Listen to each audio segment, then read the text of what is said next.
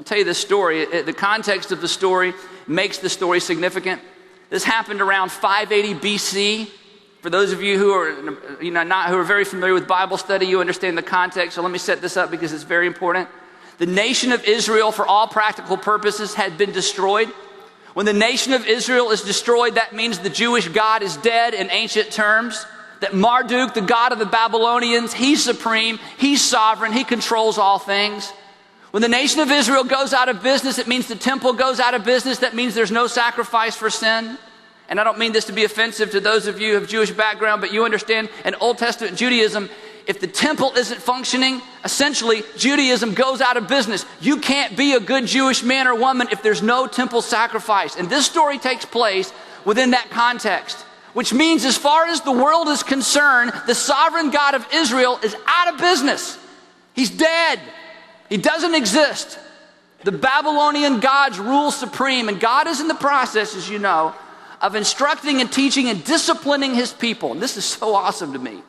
And while he's disciplining his people, his chosen people, the Jewish people, God decides to teach the rest of us, the Gentiles, the non-Jewish people, the people that don't know the God of Abraham, Isaac, and Jacob. He decides to teach the whole world a lesson. And in the story we're going to read today, there is a phrase that makes it crystal clear that this moment of clarity for those of us who are in leadership and the rulers and kings of the world, that this is a lesson for us, for those of us who stand on the outside and look into that incredible nation to see what God is up to. And this is a lesson that we as leaders cannot afford to lose sight of. Because this is the lesson that will keep the self-centeredness and the attention that comes with leadership from ruining you. Many of you have worked for and worked with leaders who, because of the attention and the claim and the fame that came their way, it ruined them. Some of you have worked with leaders who started off so pure with great motives and so humble. And after a few years, because of a little bit of success, in their minds it was huge success, but in the context of what happens globally, it wasn't even noticeable. But in their minds, they were larger than life. And you watched them and you thought, what happened? How could you be so talented and gifted? And on top of that, you're a Christian. How could you become so arrogant? It's real simple. Because when we forget, when we lose sight of, if we've never known this simple principle, this lesson that God taught the world back in 600 BC, then it's real easy for a little bit of attention to take us off center. And regardless of how skilled you are as a leader, regardless of how equipped you are as a leader, regardless of how successful you've been as a leader, we're all set up and prone for failure when we forget that the sovereign God is ruler over all the kingdoms of men. And he chooses and gives them to whoever he wishes. If you found your place in the book here, here's how the lesson begins. Nebuchadnezzar is the king of Babylon. You probably knew that. Nebuchadnezzar is, things are cool, things are great. He has a dream. And the verses that I have in your book begin with verse 4 of chapter 4 of Daniel. It says, I, Nebuchadnezzar, was at home in my palace, contented and prosperous. And I had a dream that made me afraid. And you remember the dream. He dreamed that there was this giant tree that everybody in the whole world could see, and that all the animals of the earth came and grazed under. And it was a giant tree that represented power and glory and majesty. And in the dream, there was a voice, a messenger from heaven that said, cut down the tree. And suddenly the tree was cut down and a chain was put around it. And as the dream went on, suddenly he heard a voice. And here's the voice he heard. And here's what the messenger said. Verse 17. The decision is announced by messengers. And this is what he's hearing in his dream. The decision is announced by messengers. The holy ones declare the verdict. And here's the phrase I don't want you to miss. So that the living may know. In other words, God gave pagan Gentile King Nebuchadnezzar a dream. And the point of the dream is so that the living, that's you and that's me, that the living may know, and here it is, that the Most High is sovereign over the kingdoms of men and gives them to any one he wishes and sets them over the lowliest of men. Now, when Nebuchadnezzar woke up, he had no idea what the dream was about. Nobody could interpret it. He called Daniel in, and he began to tell Daniel the dream.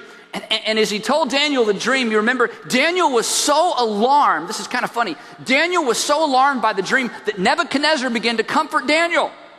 He said, Daniel, it's going to be okay. And Daniel looked at Nebuchadnezzar and said, oh, no, it's not.